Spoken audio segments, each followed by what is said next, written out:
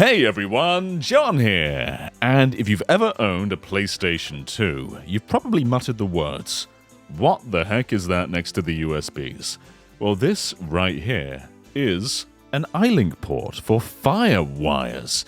And if you're wondering what a FireWire is, well, it's basically something that's used in many different computing devices, like camcorders, actual computers, and of course, the PlayStation 2. This is not a proprietary port, this is the i.Link FireWire. It's hot. So what exactly is this? Well, basically what this does is it links one PlayStation 2 to another PlayStation 2, because it's a double-ended wire. Let me find the end of it. It's a long wire. There we go. There's two ends. One goes in one, the other goes in the other. So why are we linking two PlayStation 2s together? What's the purpose of this? Well, this basically allows us to make a two-person LAN between the PS2s. Each system gets its own display, all the computing power is going just to that one screen, no split-screen performance losses, and it can lead to some really, really cool things. Like in Gran Turismo 3, there's an i.Link mode right over here. And you can just have basically a split screen setup with each one having their own display, or you can set it up so the other player gets a different camera angle, giving you more of a dynamic live feed of their experience, and that's just rad. However, while there are around 20 games that use the i.Link cable, most of them being Armored Core, I want to focus on one franchise in particular, and the one I want to focus on is Time Crisis. Both Time Crisis 2 and 3 support i.Link, and if you've ever played Time Crisis in the arcade, you will understand why that is so cool. Time Crisis by nature is a dual-screen game. You're working together. Each player gets their own display, so if you get shot, only you take damage, your buddy's fine. And you sort of cover each other. Sometimes enemies are focusing on one player, and you can take them out from behind. And there's just so many ways that the two players intertwine through their journey. And if you play this game on your own, you are missing out so much on the true, raw Time Crisis experience. Now, you don't need i.Link to play the game multiplayer on PS2, but without i.Link, it looks and performs like this. And no one should play Time Crisis like that. I can't see diddly squat. So, here's what we're gonna need. We're gonna need two PlayStation 2s, but not just any PlayStation 2s, as the i.Link port was taken out during some revisions. The Slim does not have an i.Link port, but some Fats also don't have the i.Link port, so make sure what you're buying does have this port right here.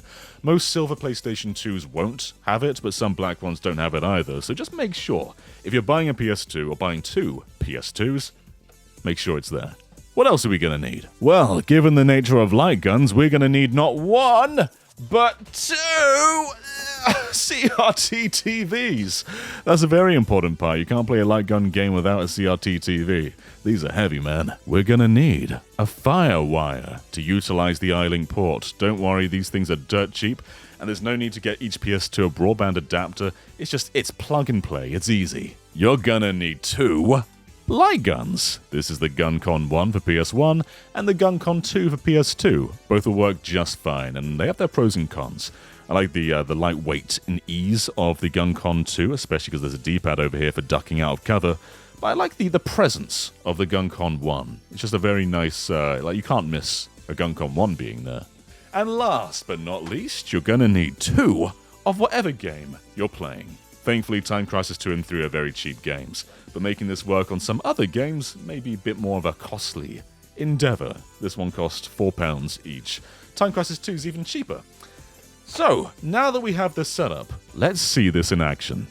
Oh, and one more thing you need is a friend to play with. Here we have friend of the channel Ben Cowling manning one of these guns. Look at him blasting those people away. This right here is Time Crisis 3, my favorite game in the series. You get a bunch of weapons outside the regular pistol, there's an automatic gun, there's a shotgun, there's a grenade launcher. It is just such a high caliber, fast-paced game, and playing with another person is the way to play this. You shouldn't play this on your own. Ideally, both TVs should be the same size to get the true arcade experience, but this is close enough. However, we are lacking one crucial part of Time Crisis, and that is the pedal. I mean, the GunCon does a pretty good job with the D-pad just going in and out. That's nice and easy. But there is something very cool about this game.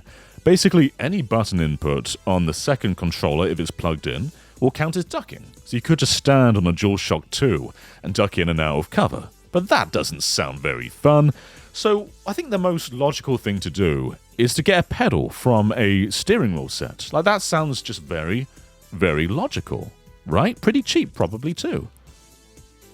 I found a dance mat. Hell yeah, this is the Time Crisis experience at home. This is Dance Crisis 3.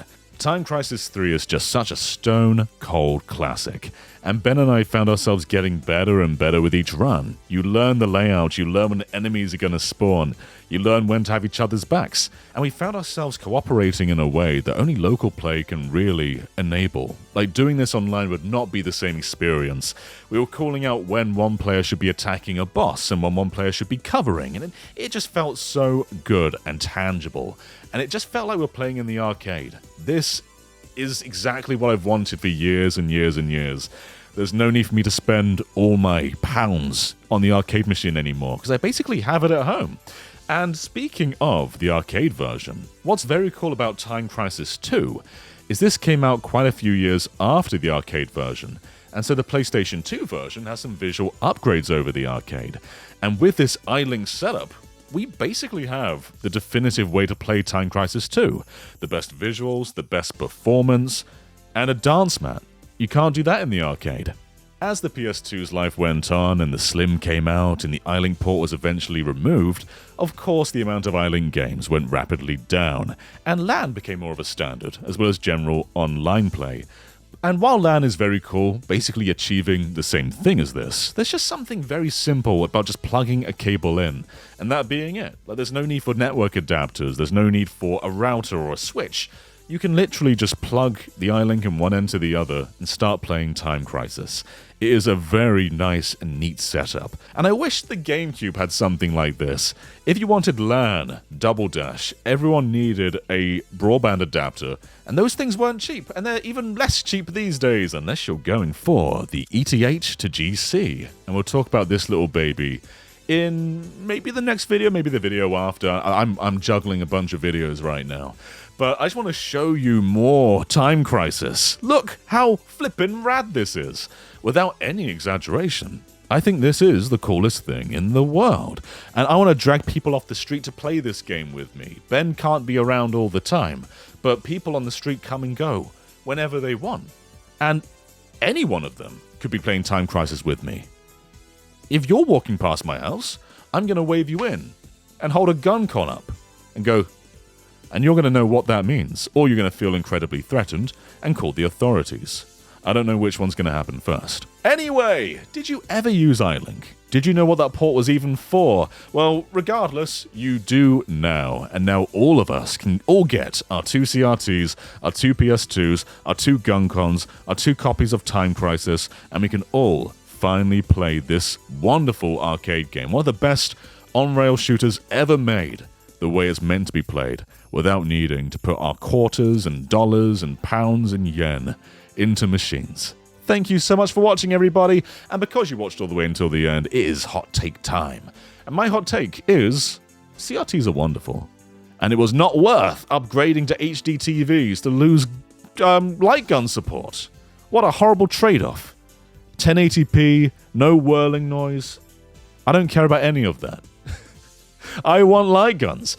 And while I am joking a bit here, CRTs have so many other great standards that modern TVs are still catching up to. The response time of a CRT is still ahead of the majority, if not all, modern TVs. And the contrast is still great too. You can get pure blacks in a way that OLEDs can kind of rival now, but in a lot of cases, CRTs will still show you better colors than even the best OLED TV out there. CRTs are wonderful, wonderful things.